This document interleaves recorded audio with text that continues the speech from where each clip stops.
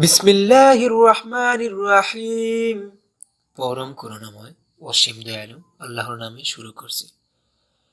তাব্বাত ইয়াদা আবি লাহাবিন ওয়া তাব। ধ্বংস হোক আবু লাহাবের হস্তদ্বয় এবং ধ্বংস হোক সে নিজেও। মা আগনা আনহু মালুহু ওয়া মা কাসাব। তার ধন সম্পদ আর সে যা অর্জন করেছে তা তার কোনো কাজে আসলো না।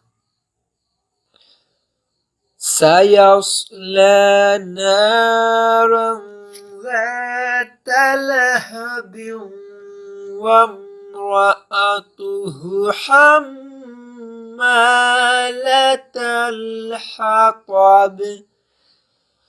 অচিরেই সে শিখা বিশিষ্ট জাহান্নামের আগুনে প্রবেশ করবে।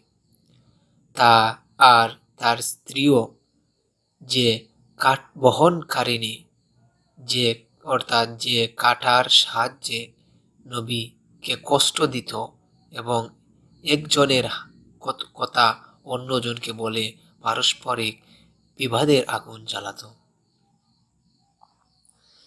ফি জিদিহা হাবলুম মিন মাসাদ। আর দুনিয়াতে তার বহনকৃত কাঠ খড়ির পরিবর্তে জাহান্নামে তার গলায় শক্ত পাকানো রশি বাঁধা থাকবে।